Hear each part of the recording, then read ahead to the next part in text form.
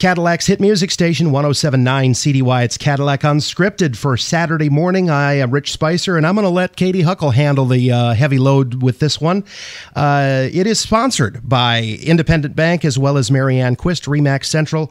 And our guest this morning is Tonya Smith, president of Munson Healthcare Cadillac Hospital. Katie and Tonya, it's all yours. Thank you, Rich. Good morning, Tonya. Hi, Katie. Hi there. So, my goodness, what a firestorm you have been through. And we deliberately waited till things calmed down a little bit because we wanted to be respectful of your role and your leadership and what you were going through at the hospital. How's it going today? How are things?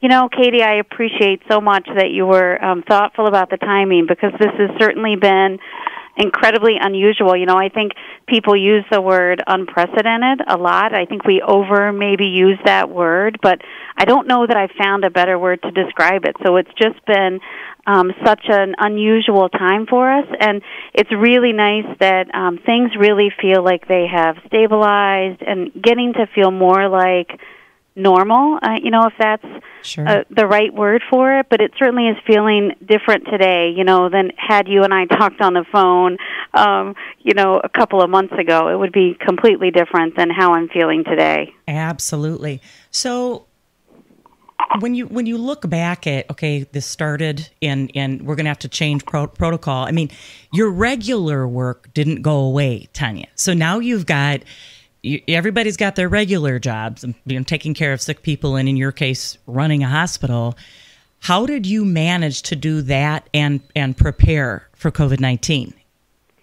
Yeah, you know, we do prepare for things like emergencies and disasters and that stuff on a regular basis in the hospitals. That's something we've had to do for a long time. Regulatory agencies expect that of us, and so we practice, you know, like let's practice what we would do in the event of a flood, or let's practice what we would do in the event of, you know, a power outage or something like that. And we do practice for things like maybe there's a major accident in the community, and so we're going to have a lot of patients coming in at one time.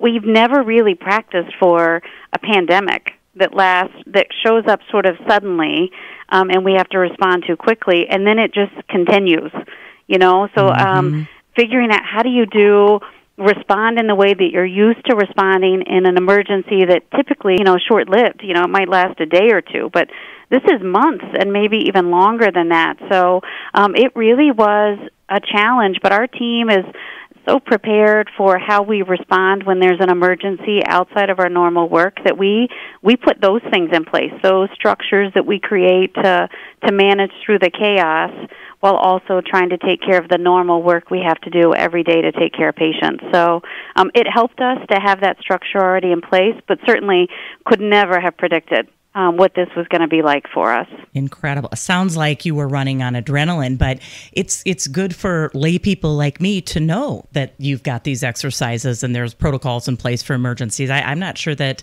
our listeners would know to the extent to what you're describing. How is morale today at the hospital? You're one of the largest employers in Cadillac. How are your folks doing? You know, I am so proud of our team, Katie, and all they've done. You know, it's just amazing how much pride the hospital team and the folks in our clinics take in caring for this community. And I think over these last few months, the amount of support and appreciation and love that we have gotten from our community through, you know, yard signs and cards that they're sending us in the mail and drawings that children from our community are sending to us. I mean, there's just so many things that our community has done for our staff to remind them how much they appreciate all the work they do every day. I think it just creates enormous pride in the staff and the work that they get to do for all of us, you know, as members of the community. So I think there's a level of pride in that work that is just remarkable, and I think our team is proud that they are so good at taking care of people when they need us. So I think morale is good. You know, it's always hard. Like most of the businesses, I think, in the community are all struggling with, what it looks like when there's less work to do, and so we've had to make some reductions and things like that we've talked about, pretty openly with some staff who maybe aren't getting all of their hours right now and those kinds of things. But I think everybody gets it, and I think everyone is just really proud to be part of a healthcare team right now. Tonya, how did you personally manage the fatigue that comes with this, the emotional and physical fatigue, and how did your team manage the fatigue that comes with a pandemic and the pressure? I mean, the entire community was relying on you guys. Yeah, I think we look at it as, we're all either moms or dads or, we all have that life outside of work that we're sharing the same worries and fears that everybody in the community is feeling, and we're thinking about that for our own families. And then also knowing that everyone is counting on us to show up and do the work and be there when they need us.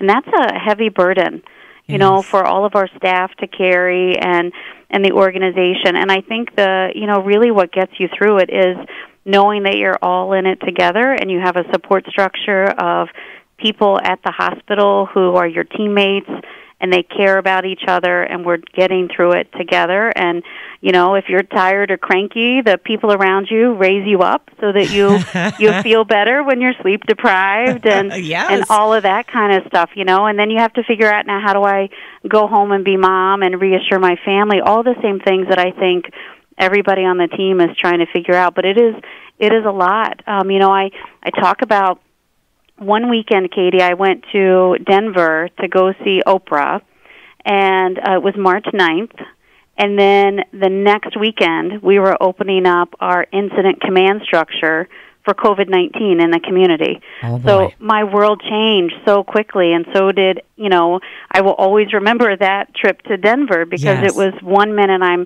doing one thing that is so completely different than the next couple of months of life for all of us, and what a change a week can make for us. Right. So, I mean, you've been an administrator at another hospital, and thank goodness, you've got all this experience, even though you're young and energetic. Was there anything that you can look back at, Tonya, the leader, that prepared you for something like this? I don't know that anything ever really prepares you for this kind of situation completely, Katie. The pandemic and dealing with all of that. I just think the confidence in the team and having been through things like those other typical emergencies that we prepare for, and then they really do happen, like power outages and floods and, accidents, that kind of stuff, So I think it's just assurance that we prepare for this, we plan for it, we're in it together, we figure it out. This is what we train for and what we do. Taking care of sick people, it's just something that we do. It's the reason we went to school and training and all of that, and this is just one more experience that we'll get out of it. We look at washing our hands and not touching our faces and, not getting super close to people or, just having better hygiene.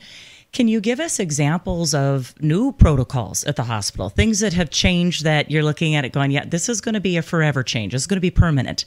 Are things that you've put into play now that will stay? Yeah, I think you really named some good ones, right? The washing your hands and that stuff, we've said that forever, but I think we are all much more mindful, both personally in our personal lives, but also at work, about hand hygiene in a way that we probably should have been all along, and then just didn't think about it. I think the one thing that stands out that I wonder where will this be is wearing a mask. Yes. And what that feels like on a daily basis, and how long will that continue that we need to wear a mask in public and while we're at work. And then I guess, probably the other is the social distancing. And one of the things that is really different in healthcare is not wanting to use waiting rooms. Now, we don't like waiting rooms anyway because no one wants to have to wait for stuff. You want to be fast. But we've all sat in a waiting room, and, in today's reality, the goal is to really avoid waiting rooms. So how do you make them, where you're not all sitting together, but what is the future of that flow look like for patients? So those are the two that I think that I really spend some time thinking about. What is this going to look like a year from now that is different than what we've always known? Right. I mean, this could change the physical footprint of your offices and this type of thing. Sure. Yeah, for sure. You know, how many chairs do you put in a space?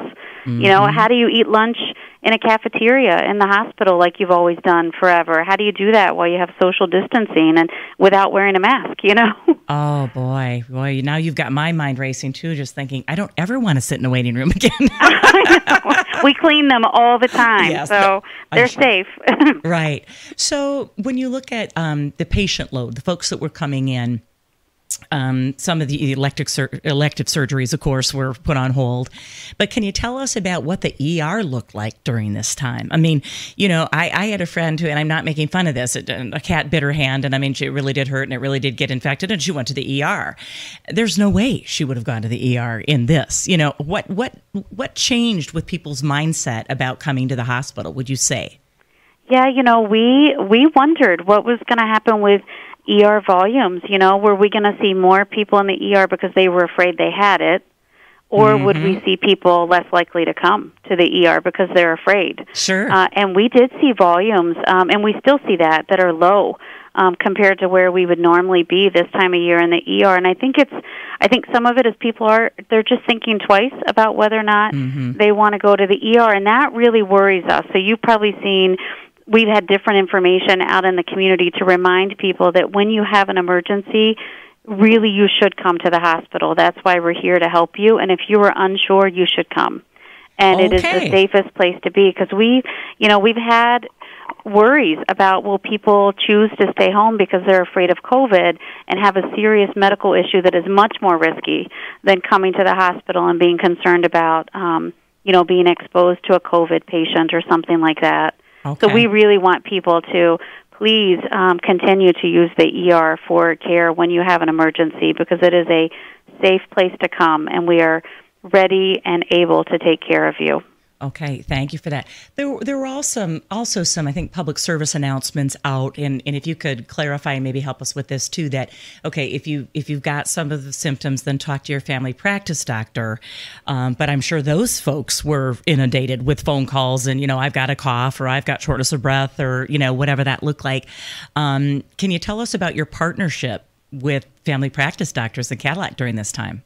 Yeah, you're exactly right. I think all of us had a moment where we had a cough or a little sore throat and thought, oh no, yes, do I have it? Who should I call? And we do always encourage our patients in the community to call your primary care physician first. That's always, unless it truly is an emergency. But we worked very closely with our primary care providers in the community to make sure that they had what they needed, and we could meet their needs if they did have patients where they suspected that was maybe what was happening, that we could perform the testing here when it was appropriate to rule in or out whether or not they really were positive for COVID-19. And we worked with them on how to do virtual visits, versus an in-office visit, so that it was less exposure for people who have symptoms in a physician practice, sure. And to do some of those things. So that was, I think, a really great partnership between the primary care providers in our community broadly, the broad Cadillac area and the hospital, and it's worked really well. I think we've been great partners through all of this. We continue our conversation with Tonya Smith, president of Munson Healthcare Cadillac Hospital, with Katie Huckle, on Cadillac Unscripted in just a moment on 107.9 CDY. Buying a home is still the great American dream. And yes, it can be an intimidating process, but you can rest assured and have confidence when the professionals from RE/MAX Central are in your corner to guide you through it. Mary Ann Quist of RE/MAX Central has helped hundreds of home buyers in and around the Cadillac area navigate the process over the years, and she's ready to help you too. From start to finish, from finding a home to submitting an offer, to understanding the purchase agreement, to inspections, surveys, and appraisals, to the time when you finally sit down and sign those closing documents, Mary Ann will be there. When you're ready to buy, talk to Mary Ann Quist at RE/MAX Central. See her listings at teamquist.com. It's part two now of Katie Huckle's chat with Tonya Smith, president of Munson Healthcare Cadillac Hospital, on Cadillac Unscripted, 107.9 CDY. The Munson family, your other hospitals, your sister hospitals, how did you work with hospitals outside of Cadillac to share information and best practices? It's been a really great experience working across the hospitals through this, because it was, unlike a disaster situation or emergency where it's a flood, you're really sort of on your own doing this. But with the pandemic, we're all in it together. Yes. So we're all going to see these patients. We're all going to have processes in place to take care of people. And so I thought it was a really great example of how we can support each other across these communities. So when we were thinking about Cadillac Hospital, if we had an influx, a lot of patients coming in, we could work closely with Manistee Hospital to help us meet the needs of the community for non-COVID patients. So when we started talking about, Cadillac has a strong intensive care program, and so we can take care of some really sick people in Cadillac and do a good job. So how can we support Manistee Hospital in this part of the Munson family, geography, so that we could take care of those patients, and they didn't always have to go to Traverse City or somewhere else in the system. And I think it was really probably the first time that we've had an opportunity as a Munson family, as you call it, Katie, to really share in a common experience and learn from each other and figure out how we could help and support through it. Yes, it's interesting when you said other emergencies that you would have, you hear this, we're all in this together, but it's true. And so, there might be, like you said, a large accident that impacted lots of people in one community, but this was happening to all of the hospitals at the same time. Were there calls or Zoom conferences where you shared information and, okay, we're doing it this way and I want to copy the homework, or what did that look like? Yeah, every single day. Wow. Okay. Yeah, and they were, they were virtual meetings of clinical leadership from all of our hospitals, meeting 7 days a week, multiple hours a day, sharing information on everything from how to take care of these patients, what information is out there, lessons learned from other parts of the country, and then a lot of information from downstate, because they were really experiencing these patients much faster than we were going to see them in northern Michigan. So what could we learn from them? Sharing information across how do we test all of these patients, how best to care for them, all of those kinds of things every single day. And we still continue to have those calls now, just not 7 days a week. Oh, boy. Was there ever a time, Tonya, when you panicked and thought, do we have enough ventilators? Do we have enough staff? Do we have enough beds? I mean, you go back to preparing. There's just no playbook on this. Yeah, I wouldn't say that I had a moment of panic, but I had a moment of, I need all of this written down in front of me. I see. So I know that we're set. Okay. And if something were to happen to me, that someone else could quickly find this information and be able to do what we need to do to take care of the community, so that it wasn't dependent on one person really knowing it, So we did come together as a team here in Cadillac. We developed an entire step-by-step plan of, as our numbers of patients increased, what triggers did that enact for us, in terms of ventilators, and where we put patients in different parts of the hospital, what resources would we need from nursing expertise, what would we need from physicians or others on the team. And so we had a very detailed plan, and we were fortunate to really be able to watch downstate, what was happening there. And we had the gift of time, to do much more planning and detail to get that done than they had, for sure. Right. So there was an undercurrent, and I think there still is to some degree of, okay, you stay where you are, and we're going to stay where we are. Meaning, please don't bring this with you up north, and right. This type of thing. And of course, we're all, Midwesterners, so we're welcoming people, and, we want to be so friendly to everyone. Can you speak to that feeling of, okay, you're in this zone and I'm in that zone?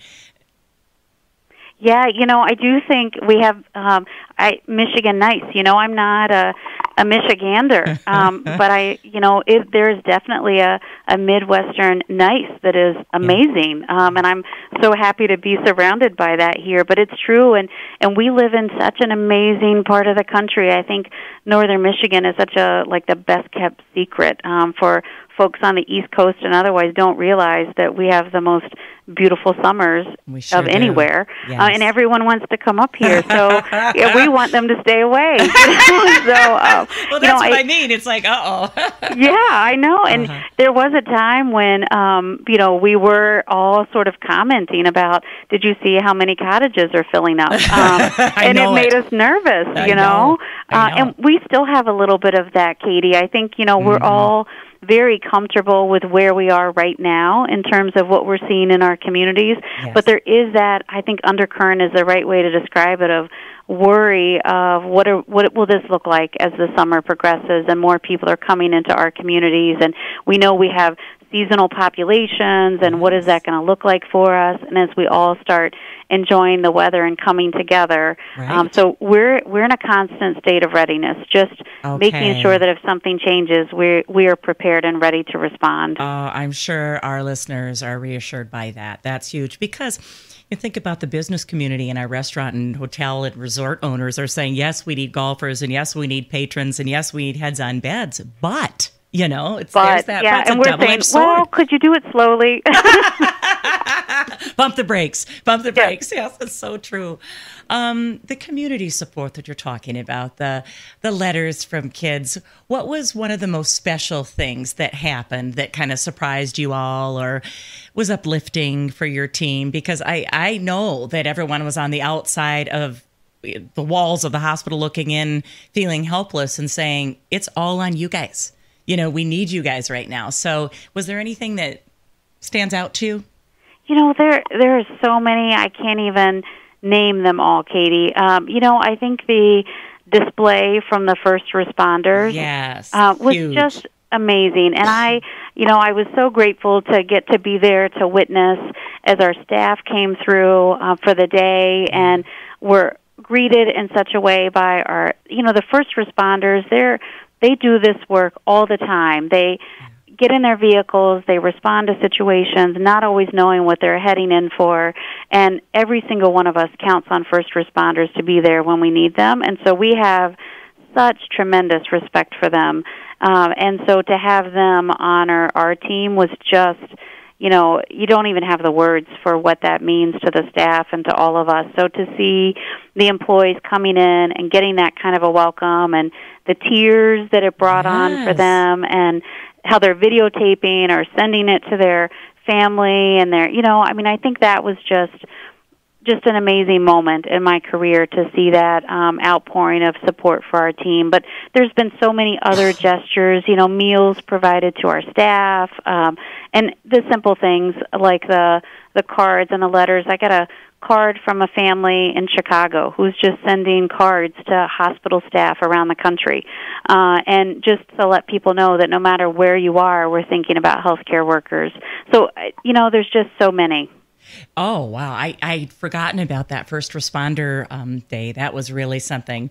So I'm looking at the Hippocratic Oath because if I was a doctor, I would have been so overwhelmed in this. We're just to all of the leaders and all of the physicians. So this is what it says on the Hippocratic Oath. I swear to fulfill to the best of my ability and judgment this covenant, that I will respect the hard-won scientific gains of those physicians in whose steps I walk, and to gladly share such knowledge as is mine with those who are to follow, which is sort of what you did with other hospital leaders and then what physicians did. And for the first time in my life, I heard business people asking physicians what they should do with their business, and maybe politicians asking physicians what steps should be taken. And a really good story in this, we had Scott Torco, who's the head pastor at Zion Lutheran, on the show, and he was explaining that, he was going to have church because no matter what, he needed to have church because, this kind of thing. And it just so happened that Dr. Much was sitting in the congregation that day. And so Dr. Much stood up and explained what a pandemic was. And I'm paraphrasing, but pretty much what happened is they decided not to have church. You see where I'm going with this, what I mean? Right. And I just think, the medical community has always been respected, and I'm actually getting the chills as I talk about this, but I think that there is a new elevated level of respect for you and your staff and what everybody does, because all eyes were on you guys, and the entire community was leaning on you, and the pressure from that had to have just been tremendous. So, yeah, thank you. I know that we feel that pressure, but for us, it's just a sense of pride that we can be that resource for the community, whether it's a situation like this where we're helping businesses and churches and others make the best decisions they can make, because we know they're interested in keeping their employees and their customers and everyone around them safe. Right. And that's what we want to do every day. So to be of value in new ways is so meaningful to us. Right. And this is, I was a clinician before I was a healthcare administrator. Oh, my goodness. I didn't know that. Okay. Yeah, I'm a pharmacist by training. Boy. I went to school like the other members of our team with an intention to take care of other people and serve in a way that would contribute to people having a better life and making decisions and informing folks that I know could make a difference for other people. And I think that's the calling that we have as members of the healthcare team. We want to give back in every way that we can and be of value and make a difference in the lives of other people. And I think that this pandemic certainly has shed a new light on how we do that and the different ways we can.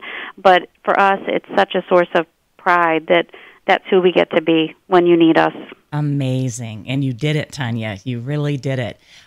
What about a vacation for Tonya Smith? I mean, please tell me there's something on the docket for you and Wayne. And you guys probably need it. You deserve a getaway. I'm planning big. There will definitely be a vacation at the end of this year. I think we'll be going somewhere really awesome. Yes, to forget, to maybe just take a minute and relax. Yes. Any specific folks on your team that you want to shout out to or talk about, or anybody that just really shines? I would not want to call anyone out in particular because I'm certain I would miss someone. Sure. But I honestly, I could not be more proud to be a part of the Cadillac community and appreciate so much love and support that we have received from everyone, and I'm so grateful for that. I am so grateful to work with the team I have here at the hospital. I'm so proud of our physicians, our nurses. We hear that a lot, but we're like a small town. We have any job you think of, we probably have someone in this building that does that kind of work. Janitors and cooks and waitresses, and we have all of that, and it really takes us all to do this work. And I'm just really grateful for staff who may have been afraid of what was happening around them, but came anyway and did their work and showed up and are just continuing to do that every day. I could not be more grateful. Is there anything that you need from the community now? Is there anything we can do to support and help you and your staff? I think just, continue all of the good things that we've put in place as a community, over these past few months. Continue the things like you talked about, Katie, with hand hygiene and being thoughtful about those. It's easy as things calm down in many ways to lose track of how important those things are to all of us, but that's unchanged. Okay. And the more we have activity in our community, it becomes even more important as other people are coming up and the vacationers, all that stuff that you and I talked about. So just remain vigilant on those things. And then I would say, remember that your hospital is here to care for you when you need us. So please, we are a safe place to come. We are taking good care of patients. We take care of all of you whenever you need us, and we're here for that. Well said. There's nothing more that needs to be said, Tonya. Thank you so much for your time today. Thank you so much for your commitment to Cadillac. And please thank everybody at the hospital from the Cadillac community and everything that you've done for us during a really scary time. I think knowing that you had all hands on deck and you were running lead on this, Tonya, calmed everybody right down. So thank you for being with us. Tonya Smith, everyone, and she is the president of Cadillac Munson Hospital. Cadillac Unscripted is sponsored by Independent Bank and Marianne Quist of RE/MAX Central. Join us next Saturday morning at 8:30 for another Cadillac Unscripted on 107.9 CDY.